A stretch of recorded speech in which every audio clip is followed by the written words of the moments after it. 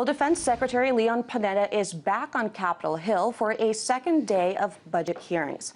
Panetta once chaired the House Budget Committee, and today he's revisiting his old stomping grounds to try to sway lawmakers against any more defense cuts. The military is already slashing spending, killing several weapon systems, cutting more than 100,000 troops, and calling for 2 new rounds of base closures. But anything more than that, lawmakers are told, would pose serious risks to America's national security. Here's Leon Panetta speaking before the Senate budget panel yesterday. Now, if you're not dealing with the 2/3, that's entitlement spending, if you're not dealing with revenues, and you keep going back to the same place, frankly, you're not going to make it. And you're going to hurt this country. You're going to hurt this country's security. So is that the case? Well, here to help us figure this all out, the reality of defense spending and cutting, is the retired U.S. Army Colonel Douglas Macgregor. Thank you so much for being back on the program. My first question for you is, the Pentagon is already planning $487 billion in cuts over the next decade. Isn't that enough? No, not at all. In fact, it's very marginal. It's so modest as to be almost irrelevant. Look, let's understand the larger strategic context. First of all, the United States government, the federal government, is insolvent. We're effectively broke. We're in the run-up to an election. Anything we do now tinkers on the margins. None of the really substantial reductions will occur until after the next election. The Navy was largely spared any serious cuts. The Marine Corps got off very lightly. The Air Force a little less so, and the Army took the brunt of the cuts. The rest of the services are going to be under assault after the next election. But right now, we're going to tinker on the margins, and that's what we're talking about today, is marginal change. But look, if you look at the rhetoric coming out of the Pentagon, at least, I mean, we heard Leon Panetta speaking earlier. Martin Dempsey, the Joint Chiefs of Staff chair, said the U.S., quote, would no longer be a global power if we slash any more of the Pentagon budget. I mean, these are pretty stark terms. Do these guys know something that you don't, perhaps? No. First of all, we don't own the world, contrary to popular belief, so we don't need to be everywhere all the time. There is no existential military threat to the United States, and there hasn't been since 1989. The threats that are out there are threats that we can easily manage and cope with. So I think what you're listening to are these sort of exaggerated expressions of fear. And after all, you're talking about an enormous bureaucracy. And bureaucracies don't usually volunteer to be dismantled. And that's really what we're talking about. The bad news is that we have been cutting soldiers and sailors, airmen and Marines, people that actually do something, that deploy and fight. We've kept all the general officers, all of the headquarters, all of the big programs. That's unsustainable. That has to change. Well, it's interesting that you say that there is no sort of existential threat facing the U.S. that we could, in effect, reduce our overseas presence. At the same time, you know, you're not a lefty activist. You're a retired general, a decorated... No, I'm a retired colonel, please.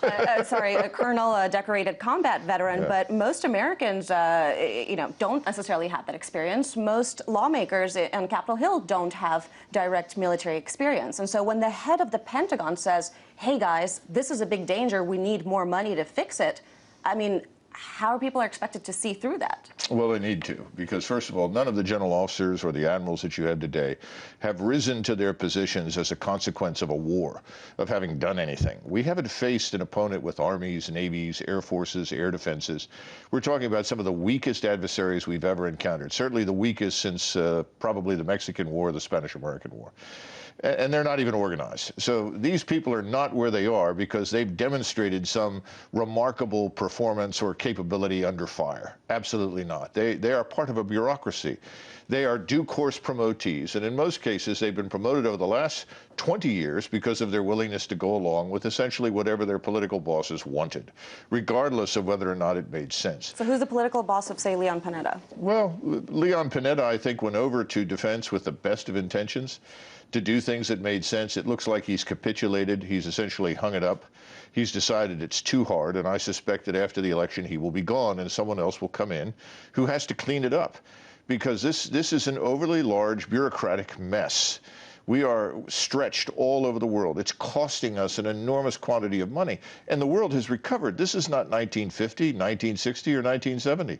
The rest of the world has come back with a vengeance. Japan, Korea, Europe, especially Germany, Russia, these places have largely recovered from the distressing conditions that they faced, and they could defend themselves. But at the same time, I mean, you know, we're talking about sort of these large threats, perceived threats to the United States, and yet if we look at, for example, the U.S. economy, right, this is the top issue right now. Everyone Absolutely. is concerned about how to pay the bills, how to put food on the table.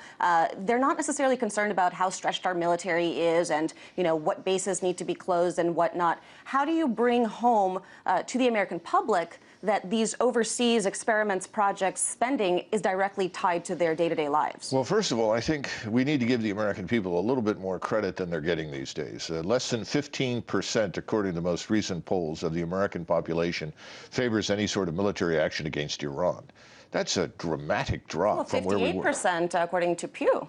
Well, that's not what I've seen. And you've got to look carefully at what he says that 58% is responding to. And I haven't seen his questions, you know. The notion that somehow or another Iran presents a threat to us is ludicrous nonsense. It doesn't. Iran is a fifth-rate country with a broken economy, a dysfunctional society, a government that is highly unpopular. But the one thing that all the Iranians can agree on is that they need some form of nuclear deterrent because they live in a rough neighborhood. They are worried about Pakistan on one side, Israel on the other, the Russians to the north and others, but they're also worried about us. Because if you go back, since the end of the Second World War, who's led most of the interventions that have precipitated these conflicts and wars? It's the United States.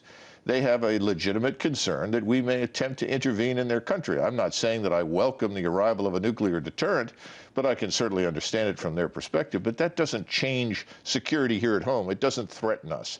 They are not going to field large numbers of intercontinental ballistic missiles. And again, if you look at the intercontinental ballistic missile, because recently an Israeli foreign minister said that's inevitable, that's coming.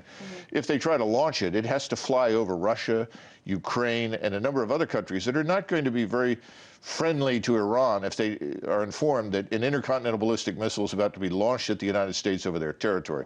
So I think it's all nonsense. It just needs to stop. What we need to do is understand we don't own the world and we don't want to own it. It's a bad economic investment. Economic prosperity here at home, rebuilding our prosperity, is the #1 priority.